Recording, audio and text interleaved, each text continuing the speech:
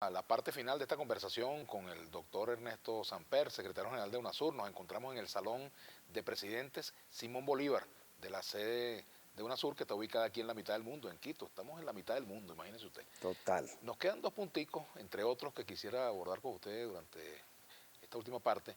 Uno de ellos es la situación con Guyana, porque no ha sido posible, más allá de la foto entre el presidente Maduro y el presidente Grangel con el secretario general de Naciones Unidas, avanzar. Allí la perspectiva no es muy clara, ¿no? Bueno, yo los vi, ahora hablé con ellos en Naciones Unidas, con los dos, con el presidente Maduro y con el presidente de Guyana. Los noté mucho más inclinados hacia una pronta salida. Yo creo que eso hay que buscarle una salida. Pues la reclamación del Esequibo es una zona muy grande respecto al tamaño de Guyana. Eso no se puede manejar con un tema de límites. Es un tema mucho más profundo. Ahora, Pero puede haber un resultado de una negociación que no implique que Venezuela obtenga algo. sí, yo lo que sugerí es que se separe lo que es la negociación de los límites, que puede ser un tema más dispendioso, digamos, más complejo, de lo que podríamos llamar las relaciones bilaterales. Es muy importante preservar las relaciones binacionales. Hay proyectos conjuntos de infraestructura. A Guyana le interesa vender el arroz a Venezuela. Se pueden buscar formas de explotación conjunta del área discutida en términos de gas, en términos de petróleo. Hay que buscar una salida que preserve las relaciones binacionales, porque en esto el problema es que si uno supedita las relaciones bilaterales a lo que pase en los límites, puede fácilmente acabar con las relaciones. Y son unas relaciones muy profundas, muy históricas. Yo recuerdo que el presidente Chávez me decía que Guyana era como una hermana menor, que había que cuidarla. Entonces, a mí me parece que hay que buscar unas salidas que le sirvan a los dos países.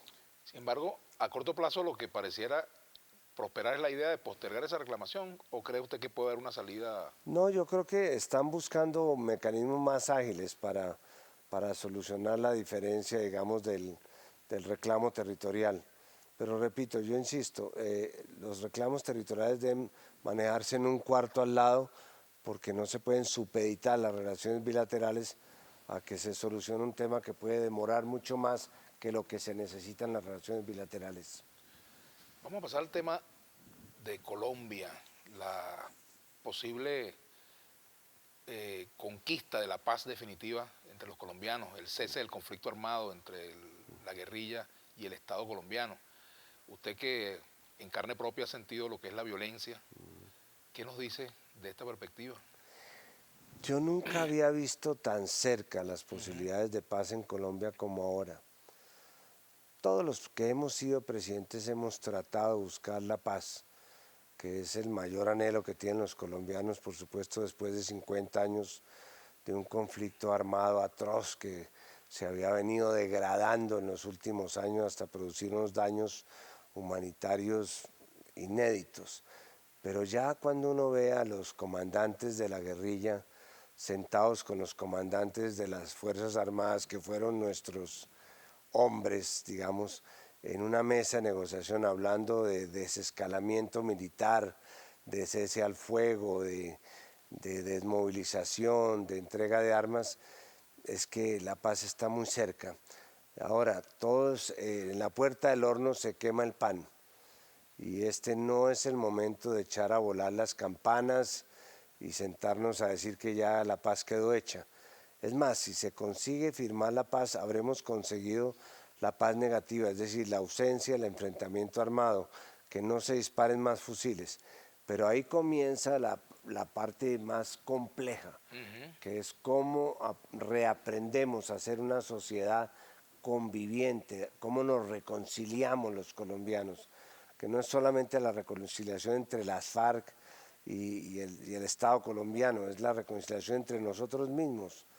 Quedan todavía muchas huellas de violencia, violencia intrafamiliar, métodos traumáticos de resolver las diferencias.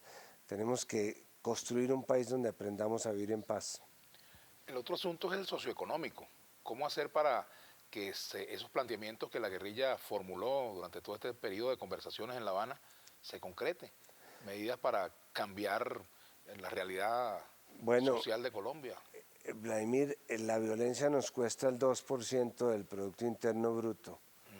Ahí ya tiene usted casi 20.000 millones, 30.000 millones de dólares para financiar este proceso de posconflicto. Pero hay que hacer muchos esfuerzos, aquí hay que reconstruir el tejido institucional, hay que reconstruir el tejido social, tenemos 6,5 millones de víctimas.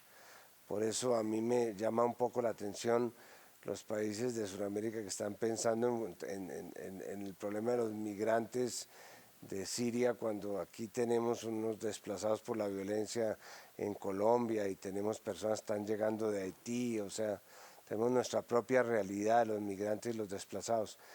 Pero creo que de la paz es un buen negocio. De la paz van a salir los recursos para financiar el posconflicto. En el caso venezolano, usted como colombiano, ¿qué nos dice sobre nuestro propio conflicto? Porque tenemos nuestro propio conflicto interno. Por supuesto, no tiene las dimensiones del conflicto colombiano, gracias a Dios, pero... Claro, no, y pues mire, Venezuela tiene una vocación de paz que tiene mucho que ver con su idiosincrasia caribe, y yo creo que eso hay que preservarlo a cualquier costa. De hecho, el aporte que pudimos hacer en UNASUR, cuando fueron los 3 cancilleres, cuando sucedieron todas estas manifestaciones de violencia, fue de alguna manera conseguir que el diálogo siguiera sin violencia.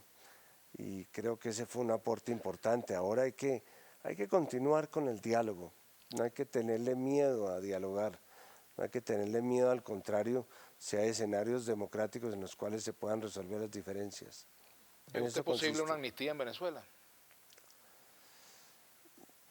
Ha sido, ¿no? Se ha dado muchas oportunidades, ¿no? Venezuela históricamente ha utilizado pues no solamente la amnistía, sino los indultos. Está a la orden del día, yo creo que eso es algo que no se puede descartar. Nada se puede descartar si el propósito es un propósito altruista, y el propósito de buscar la paz en un país y entre sectores y bandos enfrentados me parece que de alguna manera legitima los caminos que de forma democrática y respetando la Constitución se puedan abordar y agotar para conseguirlo. De esta conversación que ya está terminando, no puede estar ausente el Papa Francisco. Me gustaría su comentario sobre tanto la visita a Estados Unidos y a Cuba como a la participación del Papa en Naciones Unidas. Bueno, nosotros tenemos 2 papas que son Francisco y Mujica, que son 2 personas que, fíjese usted, no necesitan mandar mensajes porque ellos son el mensaje.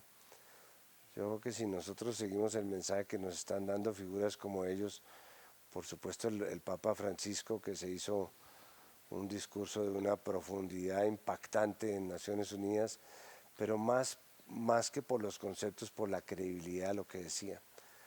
Tenemos que seguir ese camino.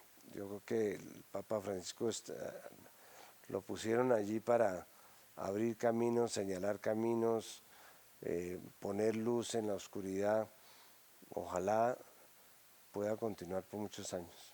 Bueno, doctor Samper, de verdad un placer haber conversado con usted. Muchas gracias por invitarnos a UNASUR y gracias por asistir a Vladimir a la Una desde aquí, desde Quito, desde la mitad del mundo, ¿no? No, aquí encantado de tenerlos. Esta es la casa grande, aquí cabemos todos, Vladimir.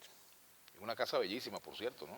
Sí, yo me siento orgulloso de estar en esta casa, que además fue una generosa donación del presidente Correa.